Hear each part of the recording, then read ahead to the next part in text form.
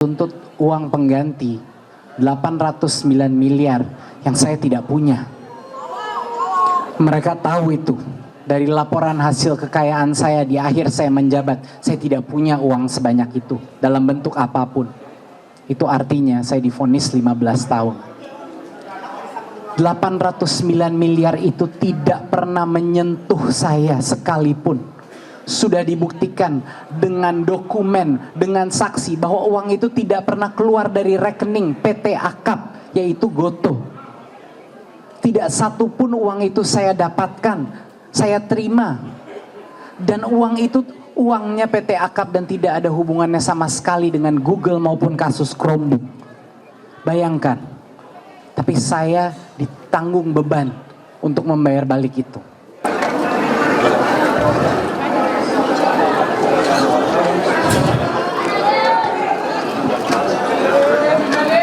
Assalamualaikum warahmatullahi wabarakatuh.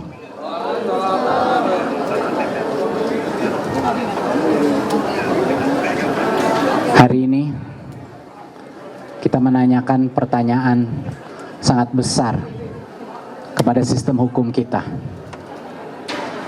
Kita menanyakan apakah kebenaran, apakah keadilan masih ada artinya. Dan hari ini terjawab. Semua fakta-fakta pengadilan diabaikan. Saya divonis 10 tahun plus 5 tahun, jadinya 15 tahun. Saya divonis dengan fakta-fakta yang sangat tidak masuk akal.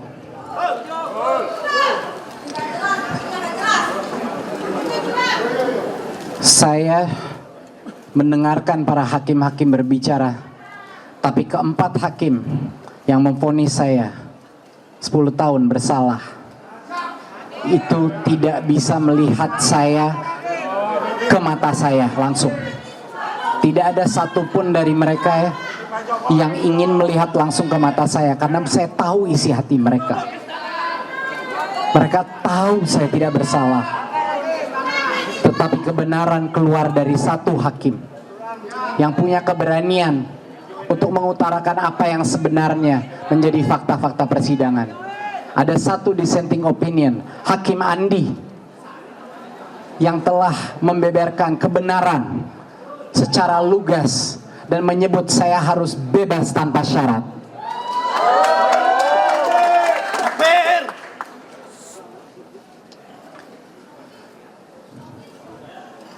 Saya divonis secara praktis 15 tahun.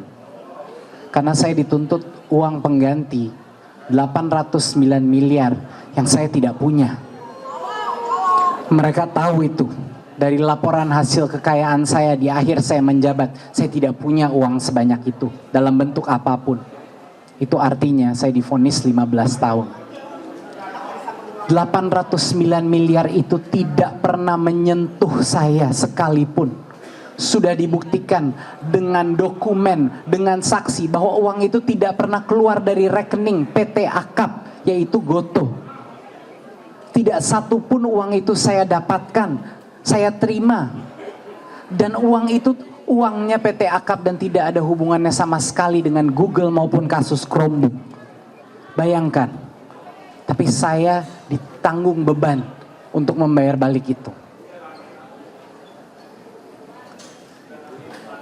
Saya sudah tidak tahu apa kata-kata yang bisa saya ucapkan untuk menjelaskan perasaan saya pada hari ini. Belum pernah ada kasus di mana jutaan orang menyimak setiap fakta persidangan. Jarang sekali ada kasus di mana tokoh-tokoh anti korupsi semua serentak menyebut bahwa ini tidak ada unsur korupsinya. Pakar hukum, pakar undang-undang korupsi, bahkan ketua tim perumus undang-undang tipikor membilang saya harusnya bebas. Jadi saya sudah tidak tahu lagi mau minta tolong ke siapa. di mana saya bisa mendapatkan keadilan. Harapan saya satu-satunya adalah kepada masyarakat Indonesia. Harapan saya satu-satunya adalah kepada setiap orang yang masih percaya kebenaran ada artinya dalam negara ini.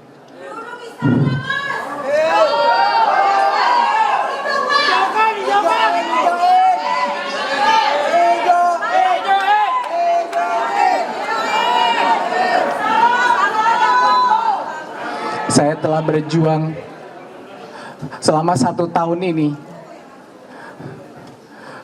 untuk membuka semua kejujuran yang telah kami lakukan. Semua niat baik yang telah saya dan tim saya lakukan di masa kementerian sudah kita jelaskan. Tapi seolah-olah tidak ada artinya. Mana keadilan? Allahu Akbar. Allahu Akbar. Saya tentunya akan terus berjuang demi anak-anak saya, demi keluarga saya, demi seluruh negara Indonesia yang saya masih cintai. Saya akan berjuang. Saya akan segera melaksanakan naik banding untuk berjuang demi kebenaran, demi anak-anak muda, demi profesional yang di luar sana, demi semua orang jujur yang dikriminalisasi. Saya tidak akan berhenti. Mohon doa, mohon dukungan, mohon suara Anda, dan mohon keberanian Anda. Wassalamualaikum warahmatullahi wabarakatuh.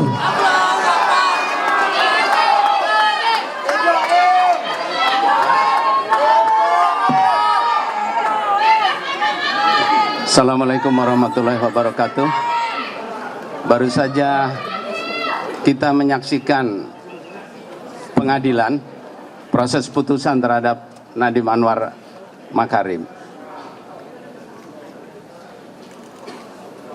Saya percaya bahwa putusan ini bukan cerminan penegakan hukum dan sistem pengadilan di Indonesia. Jangan sampai keagungan pengadilan dan hukum di Indonesia dikotori oleh ulah dari beberapa oknum saja. Jelas dari apa yang kita saksikan tadi, banyak sekali keanehan yang dipertontonkan. Beberapa kali di dalam proses pembelaan kami sudah menyampaikan alat-alat bukti yang kemudian tadi secara jelas diingkari keberadaan bukti tersebut, yang apabila alat bukti tersebut dijadikan pertimbangan maka tidak akan ada putusan terhadap Nadiem Anwar Makarim yang menyatakan Anwar Nadiem Makarim bersalah melakukan tindak pidana korupsi. Tapi dengan sengaja alat bukti tersebut tidak mau dipertimbangkan dengan alasan tidak pernah diperlihatkan di dalam pengadilan. Kita bisa putar di dalam proses persidangan, ada rekamannya, semua alat bukti itu ada. Dan terhadap tindakan ini maka kita akan menempuh jalur hukum sesuai dengan apa yang diatur di dalam perundang-undangan mengenai adanya obstruction of justice, menghalang-halangi keadilan. Jadi kami akan melakukan tindakan hukum tersebut. Yang kedua, jelas tadi kami tidak diberikan pertimbangan untuk merespon putusan sebagaimana di dalam proses persidangan yang biasa. Kita tidak diberikan kesempatan untuk menyampaikan banding di dalam persidangan. Ini juga sesuatu yang perlu dicatat. Tetapi percayalah, ini bukan potret penegakan hukum di Indonesia yang sebenarnya. Ini hanya orang-orang tertentu saja. Ya. Jadi tetap percayalah kepada penegakan hukum di Indonesia, karena kita akan proses, kita akan lakukan respon terhadap putusan ini, kita akan ajukan banding, dan kita akan lakukan tindakan hukum yang seharusnya untuk menegakkan keadilan, untuk melawan tindakan-tindakan yang merintangi keadilan. Karena kita diberikan hak oleh undang-undang untuk mempertahankan keadilan, mengungkapkan kebenaran.